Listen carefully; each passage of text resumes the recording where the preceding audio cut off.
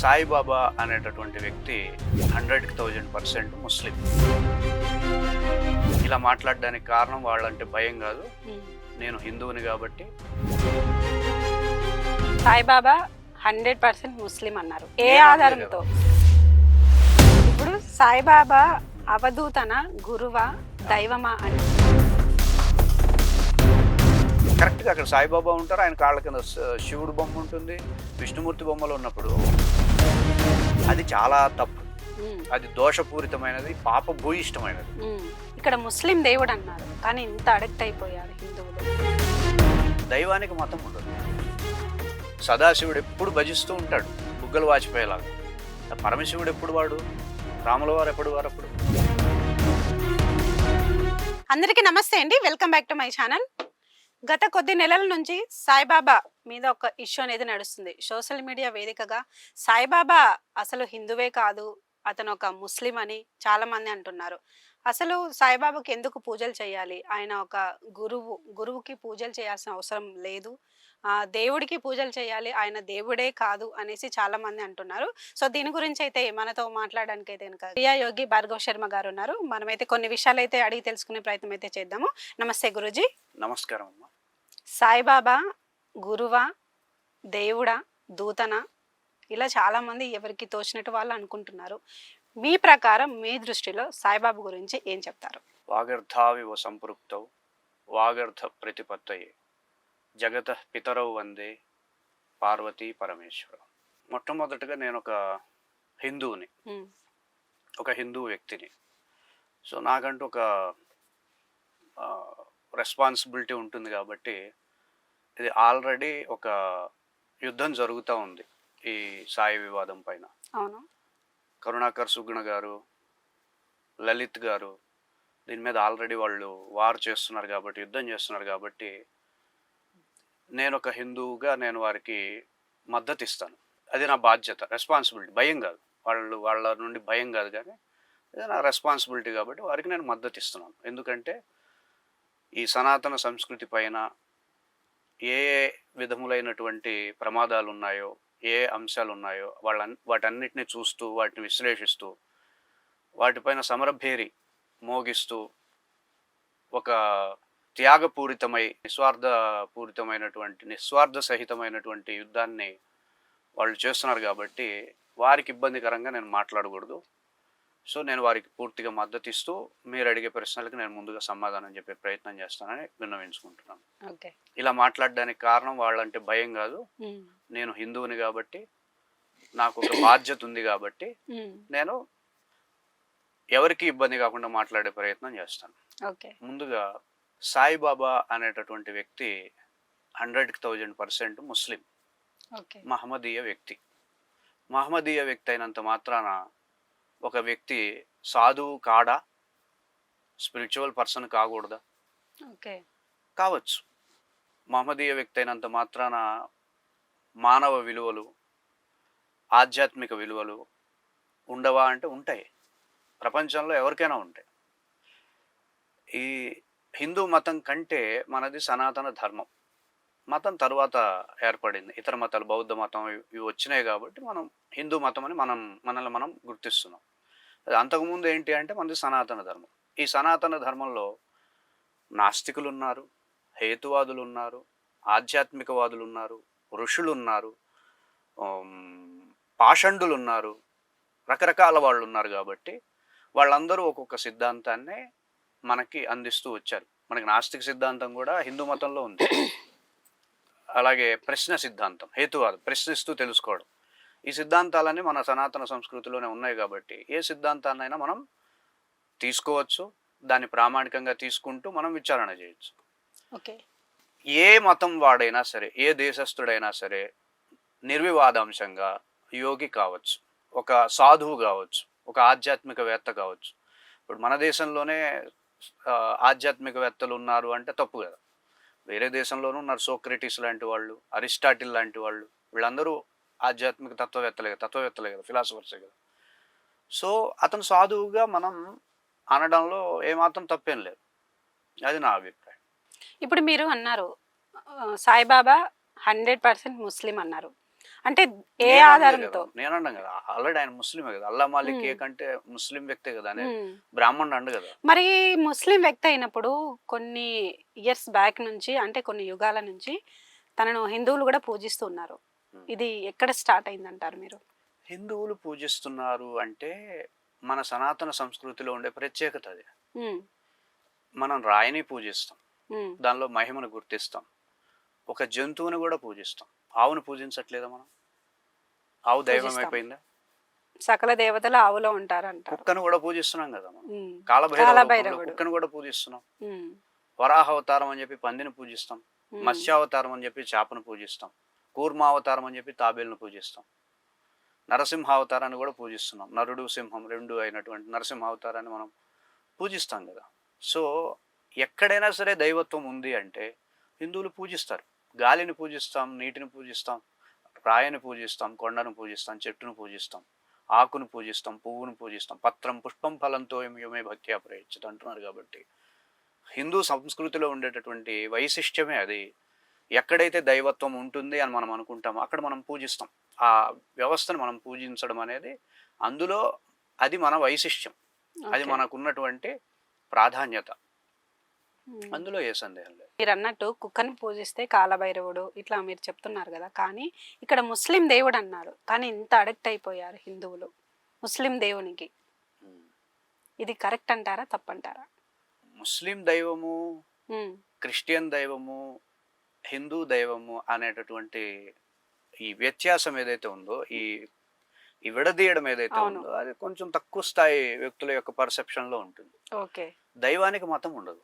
ఉమ్, Christian దైవము, ముస్లిం ఉమ్, దైవము, ఉమ్. అట్లా మతం, అలాగే అమెరికా దైవము. అంటే మీ పర్సెప్షన్ లో? నా పర్సెప్షన్ లో దైవానికి నామరూప గుణాలు ఏమి ఉండవు, ఉమ్, సరిహద్దులు ఉండవు. అతను ఉమ్, సర్వేశ్వరుడు, ఉమ్, అతను సర్వవ్యాపి, ఉమ్, అతనే అధిష్టాన దైవము, అతనే అత్యంత శక్తిగలవంతుడు అనేది నా అభిప్రాయం కాదు. ఉమ్. శాస్త్రం చెప్తున్నటువంటి అభిప్రాయం అదే. బైబిలు చెప్తుంది, అదే ఖురాను చెప్తుంది, అదే భగవద్గీత కూడా చెప్తుంది. ఉమ్. ఇప్పుడు మీరు అన్నట్టు సాయిబాబా ముస్లిం అన్నారు, కానీ నేను ఆయన అనట్లేదు, ముస్లిమే ఆయన. నేను ఓకే. నేను ముస్లిం కాదు. ఓకే. ఇప్పుడు సాయిబాబా ఉమ్. అవధూతన, గురువా, దైవమా అంటే మీరేం చెప్తారు? ఇప్పుడు మనం అవధూత లక్షణాలేంటి, ఉమ్, దైవం యొక్క లక్షణాలేంటి, ఉమ్, సాధువు యొక్క లక్షణాలేంటి, వీటన్నిటిని మనం చూసుకుంటే సాయిబాబా ఏ కేటగిరీకి వస్తారనేది మనకు అర్థమవుతుంది. ఉమ్, దైవం లక్షణం తీసుకొస్తే దైవం ఎప్పుడు కూడా మానవ రూపంలో ఉండదు. ఉమ్. First okay. దైవం మానవ రూపంలో ఉండదు. మరి ఇప్పుడు మీరు అడగచ్చు, మరి రాముడు, కృష్ణుడు, అవును, మరి వీళ్ళందరూ ఎలా అది? వాళ్ళందరూ కూడా అవతార మూర్తులు. ఉమ్, మీకు భగవద్గీత చెప్పేటప్పుడే శ్రీకృష్ణుల వారు చెప్తారు, నేను ఇది ఇంతకు ముందు సూర్యదేవుడికి భగవద్గీత చెప్పానంటే అర్థం ఏంటి? ఆయన అంటాడు, అంటే అడుగుతాడు, నువ్వు ఇప్పుడు వాడివి కదా, నువ్వు ఎప్పుడో సూర్యుడికి చెప్పానంటే నేను ఎట్లా అర్థం చేసుకోవాలంటే, అనేక జన్మలు ఉమ్, నీకు నాకు గడిచాయి, నత్వం వేత్త పరంతప, ఉమ్. నీకు తెలియవి నాకు తెలుసు. అంటే అతనిలో ఉండేటటువంటి దైవత్వాన్ని, కాలానికి అతీతమైనటువంటి స్థితిని అక్కడ ఆయన చూపించాడు. ఓకే. అలాగే రాముల వారిని సదా నిన్ను భజించు నీ నామం ఎంతో రుచిరా అంటాడు రామదాసు. అంటే ఏంటి? రాముల వారి నామాన్ని సదాశివుడు ఎప్పుడు భజిస్తూ ఉంటాడు, బుగ్గలు వాచిపోయేలాగా. పరమశివుడు ఎప్పుడు వాడు, రాముల వారు ఎప్పుడు వారు? అప్పుడు సృష్టి ఆదిలో ఉండేటటువంటి పరమేశ్వరుడు కృతయుగంలో ఉన్నటువంటి రాముల వారిని కీర్తించడం అంటే ఎట్లా కుదురుతుంది? కాదు. వాళ్ళు అవతారమూర్తులు, వాళ్ళకి కాలం అనేది ఉండదు. ఈ కాలంలోనే ఉంటారు, ఆ కాలానికి ముందు ఉండరు, ఆ కాలం తర్వాత ఉండరు అనేటటువంటి ఈ విధమైనటువంటి హద్దులు దైవానికి ఉండవు. ఓకే. కానీ షిరిడి సాయిబాబాకి ఉన్నాయి. ఓకే. సో షిరిడి సాయిబాబాకి ఉన్నాయి కాబట్టి ఆయన దైవం దీనిలోకి రారు, ఓకే. దైవంలోకి రారు. ఇకపోతే గురువు అందం. ఉమ్, ఈ ప్రపంచంలో ప్రతిదీ గురువే, సృష్టిలో ప్రతిదీ గురువుతో సమానమే. ఏదో ఒకటి మంచి మనకి ఏది చెప్పినా సరే ఆ వ్యక్తికి నచ్చితే ఆ వ్యక్తి అతన్ని గురువుగా భావించవచ్చు, గురువుగా భావించి మార్గదర్శనం తీసుకోవచ్చు. అలా షిరిడి సాయిబాబా వారు ఏదైనా సరే ఆధ్యాత్మిక బోధ చేసి ఉండొచ్చు, దైవం అంటే ఇలా కాదురా, ఇలా అర్థం చేసుకోవాలని చెప్పి ఉండొచ్చు, ఆచారాలు ఇలా కాదు, మూర్ఖంగా కాదు, కొంచెం తెలివిగా ఆచరణ పరంగా వెళ్ళాలి అనేటటువంటి బోధలు చేసి ఉండొచ్చు. తద్వారా అది ప్రజలకు నచ్చి ఉండొచ్చు. సో ఆ విధంగా వాళ్ళు మార్గదర్శకం తీసుకొని ఉండొచ్చు ఆ కాలంలో. ఓకే. అర్థమవుతుంది. ఉమ్, సో ఆ విధంగా చూసినప్పుడు అతన్ని గురువుగా మనం ఎవరైతే ఎవరికైతే మార్గదర్శనం ఆయన అందించారో వాళ్ళు ఆయన గురువుగా భావించడంలో తప్పేం లేదు. ఓకే. అంటే ఇప్పుడు హిందువులు సాయిబాబాను పూజించడం తప్పు కాదని మీరంటారు. నేను హిందువులు సాయిబాబాని పూజించడం కాదు, ఇప్పుడు అదే హిందువులు నడుస్తుంది మన ఎవరినైనా సొసైటీ. పూజించవచ్చు. ఉమ్, హిందువులకి ఇదిగో వీళ్ళనే పూజించాలి, వీళ్ళని పూజించకూడదు అనేటటువంటి నియమం చెప్పే ఉమ్, అర్హత ఎవరికి లేదు. ఉమ్, హిందూ మతం అంటేనే అన్నిటిని పూజించే వ్యవస్థ మంది. రాముని గోవుని పూజించు, రాయిని పూజించు, పనిని పూజించు, నీ యొక్క వాహనాన్ని కూడా పూజిస్తాం కదా మనం. కొత్త కారు కొన్నాం అనుకోండి, కొత్త బైక్ కొన్నాం అనుకోండి, ఏది కొన్నా సరే పూజిస్తాం కదా మనం. ఉమ్, సో ప్రతిదాన్ని పూజించడం అనేటటువంటి వైశిష్ట్యం కలిగినటువంటి హిందూ మతంలో ఉమ్, వీరినే పూజించాలి, వీరినే పూజించకూడదు అనేటటువంటిది అంశం లేదు. కాకపోతే ఉమ్, కరుణాకర్ సుగుణ గారు కాదు, లలిత్ కుమార్ గారు కాదు, వాళ్ళు ఏమంటున్నారు అది మనం అర్థం చేసుకోవాలి. నేను కూడా నా అనుభవంలో కూడా సాయిబాబా వారి విగ్రహాన్ని ముందు ఉంచేసేసి శివుడు, విష్ణుమూర్తి లాంటి శక్తి అంశాలైనటువంటి దేవతల్ని వారి పాదాల దగ్గర పెట్టడం ఎంతవరకు సమంజసం అని వాళ్ళు డైరెక్ట్గా అడుగుతున్నారు. ఉమ్, అందులో తప్పేముంది? ఉమ్, నేను కూడా చాలా మంది ఉమ్, దేవతా విగ్రహాలను మాకు చూపిస్తారు.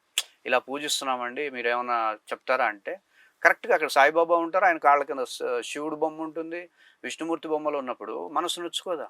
అవును, నొచ్చుకోదండి చెప్పండి. కరెక్ట్. అది చాలా తప్పు, ఉమ్, అది దోషపూరితమైనది, పాపభూయిష్టమైనది. ఉమ్, ఒక శక్తి అంశాలవి శక్తి పీఠాలు అంటాం చూసారా. అవును, పరమేశ్వరుడు ఎవరు? శక్తి కదా, అది ఉమ్, ఎనర్జీ కదా. అది ఉమ్, ఆ ఎనర్జీ అంశాన్ని నువ్వు ఒకరి పాదాల దగ్గర పెట్టడం అనేది ఎంతవరకు సమంజసం? ఉమ్, అది ఖండించాల్సింది, నిరసించాల్సింది, వ్యతిరేకించాల్సింది. ఎంత తీవ్రంగానైనా వెళ్ళి ఆ విధమైనటువంటి దుష్కర్మలని ఖండించేటటువంటి బాధ్యత ప్రతి హిందువుకి ఉంటుంది, ప్రతి వ్యక్తికి ఉంటుంది, అడిగే హక్కు ప్రతి ఒక్కడికి ఉంటుంది. సో అది మనం వ్యతిరేకిస్తున్నాం. అంతేగాని ఉమ్, సాయిబాబాని పూజించకూడదు, సాయిబాబా అట్లా లేదు. ఉమ్, మీరు పూజించాలంటే ఎట్లయినా పూజించండి, కానీ ఉమ్, ఇతర దేవతల్ని ఎందుకు అవమానిస్తాం? ఎందుకు Okay. అవమానిస్తారు? హిందూ అయ్యుండి హిందూ దేవతలను నువ్వు ఎట్లా అవమానిస్తావు? ఉమ్, నువ్వు హిందువు కదా, నువ్వు పుట్టక హిందువు కదా, శివుడిని ఎట్లా నువ్వు అవమానిస్తావు? శివుడిని ఎట్లా కాళ్ళ కింద పెడతావు? కాలకూట విషయాన్ని తాగాడే ముల్లోకాలను రక్షించడానికి కోసం. ఉమ్, అటువంటి శివుడిని నువ్వు ఒకళ్ళ కాళ్ళ దగ్గర ఎట్లా పెడతావు?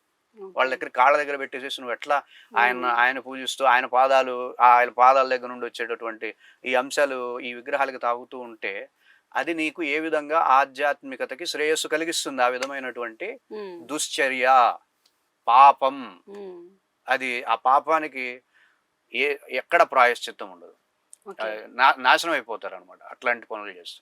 ఓకే. ఫైనల్గా మీరు ఇలాంటి గురువుల గురించి కావచ్చు, భగవద్గీత గురించి కావచ్చు, ఇప్పుడు మీరు అన్నారు క్రియాయోగం, సో దాని గురించి కావచ్చు క్లాసెస్ అనేవి కండక్ట్ చేస్తున్నారు అని అన్నారు. ఆ క్లాసెస్ గురించి ఒక్కసారి చెప్పండి.